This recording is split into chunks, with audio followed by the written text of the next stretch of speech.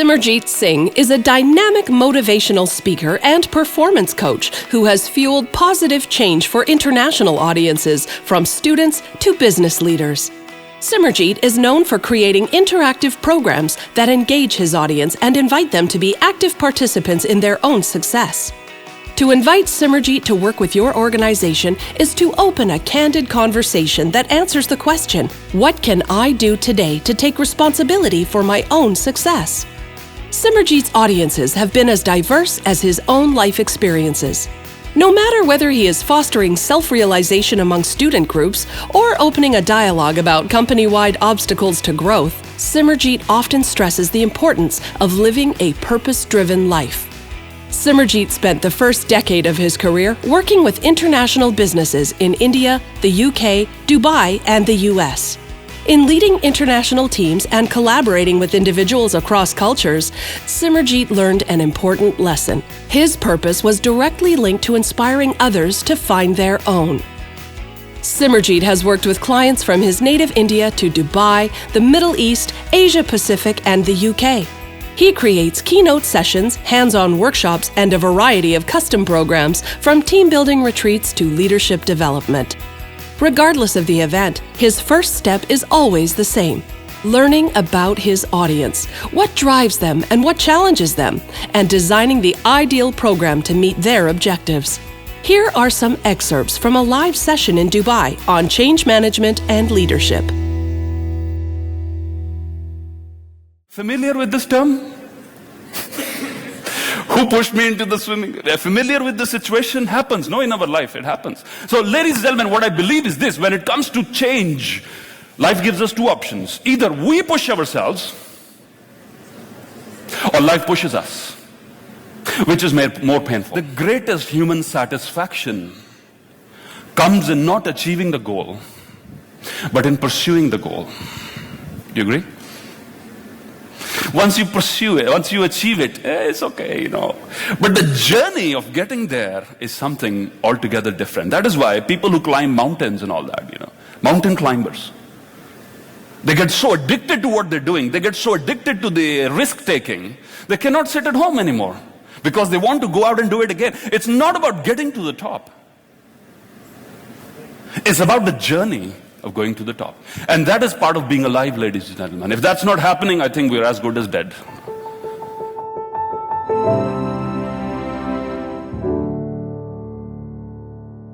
He said, to survive and thrive, change has got to be an important part of your agenda.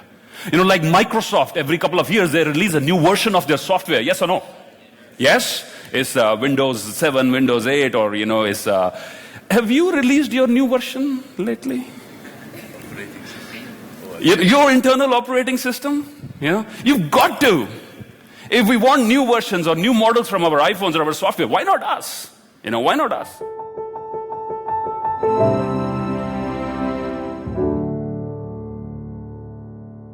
Don't change yourself for what the world is, because this is what it is. Leaders need to be powerhouses of energy, yes or no?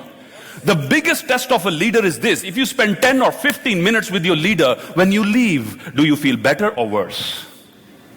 That's the question.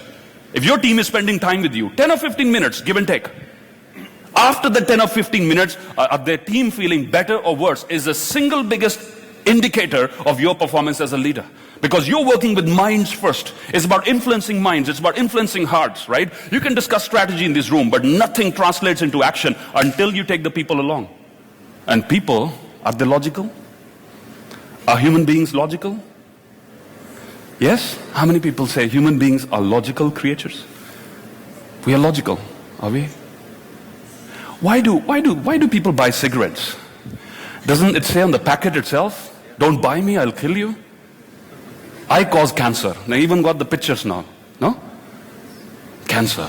Don't buy me. And the highest taxed commodity on planet Earth, ladies and gentlemen, one of the highest taxed commodities, still people buy it. Are we logical?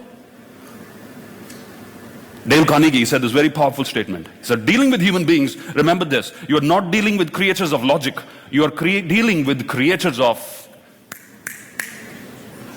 emotions. Let me hear it out loud. You're dealing with creatures of emotions, not logic. Logic is simple. Let me run through a PowerPoint. Let us decide on 2 or 3 things. But until your emotions, you personally are involved, engagement is not going to happen. So you have to remember, it's a combination of the head and the heart. Nelson Mandela, he said, a good head and a good heart are a formidable combination. A good head and a good heart are a formidable combination. That's what leaders need to do. They need to combine the heads and the hearts so as to really translate strategy into action.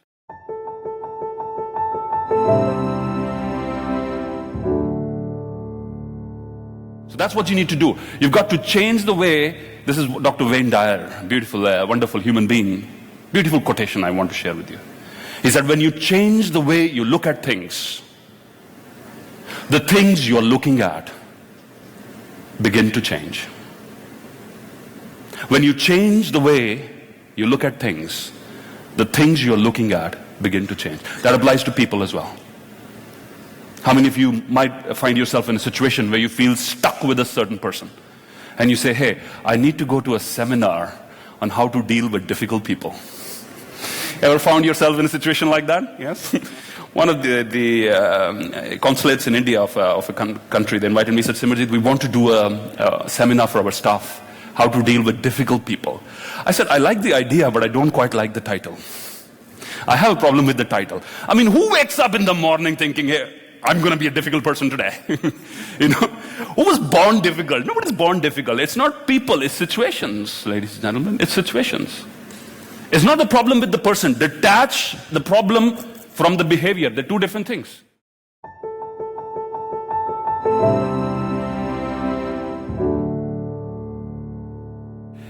Business performance, life performance, and I'm a business coach, I'm a life coach. I believe in a very fundamental concept, which is life is sum total of choices. Life is a sum total of choices. Business is a sum total of choices. Who I am today, who you are today, is the accumulation, is the sum total of thousands, hundreds of thousands of choices made moment by moment. You've got to change who you are. What do you have to change? Choices. So ladies and gentlemen, as you leave this conference today, and as I close my talk later on, of course opening to the floor to a few questions that you might have, I want to re-emphasize, there is no magic that is going to come up on any screen or any video or any new strategy. I mean, thousands of books are written every single year on leadership and dieting. You know, thousands of new books on dieting. If buying diet books can make me slimmer, I'll buy the whole bloody bookstore, wouldn't I? It does not. But our expectation is, maybe something that I need is out there. Maybe something that I need to really change what I'm doing right now is with someone who's researching, is someone with a doctorate in some university, someone coming up with some magic solution. No, it's the easy stuff that is the most difficult stuff. Do you agree?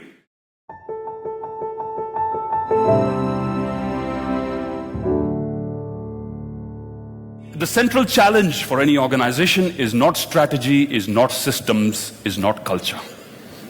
That's all easy. Printing posters, putting them on walls, having seminars, having sessions, that's easy. The central challenge to change is changing people's behavior. Always. You can get the best of the technology, best of speakers and seminars and books and whatever on this planet, but you will see always, when you want change to happen, the central core challenge always is changing people's behavior.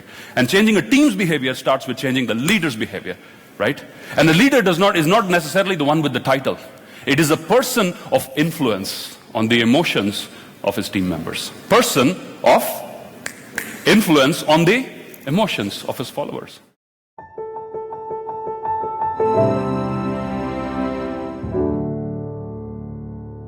So look at that mindset.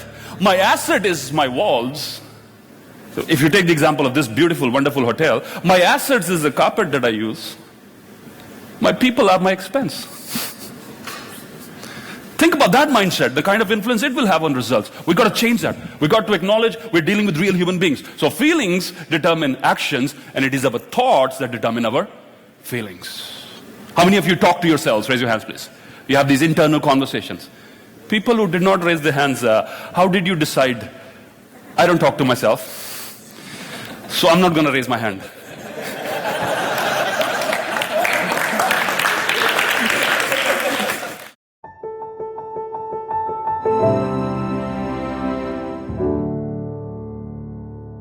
ladies and gentlemen, every single belief that you have is affecting your real-time outcome one way or the other. Belief about who you are, belief about the future, about the market, about whatever. The situation that you find yourself in is again a belief. Change the belief, see different results happening. And as a leader, you also got to identify the beliefs of your team members also. If this person is facing a certain problem, is this related to some belief that this person has? Can I give him a different experience? Now, how do beliefs change?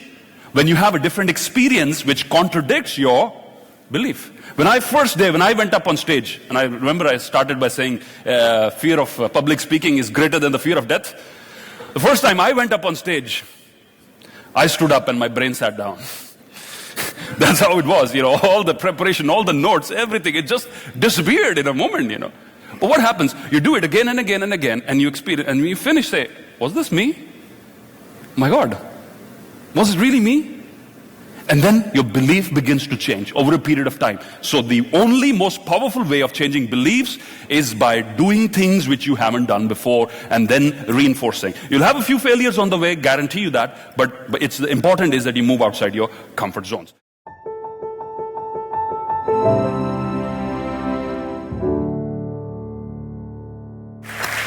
You will not always get what you're reaching out for, but sometimes when you don't get what you were looking for, you get something more powerful. That is the experience of doing it. And I've come to realize that is probably the most powerful thing ever. Because we can learn it from nature. These fire ants, all the time, they're taking individual responsibility, individual accountability. They can move a plant in a matter of seconds. Is about individual strength. And they have a whole army like that, right? We can learn a lot from nature if we learn from. An ant carries 100 times its own body weight. 100 times its own body weight. Ants combined together on this planet consume the largest amount of meat. Ants. You look at them and they are small and insignificant. They come together and they unleash a force that the world does not know. And they operate silently. I think that's what we need to learn for organizations also. No organizational regeneration or change is possible without individual acts of courage.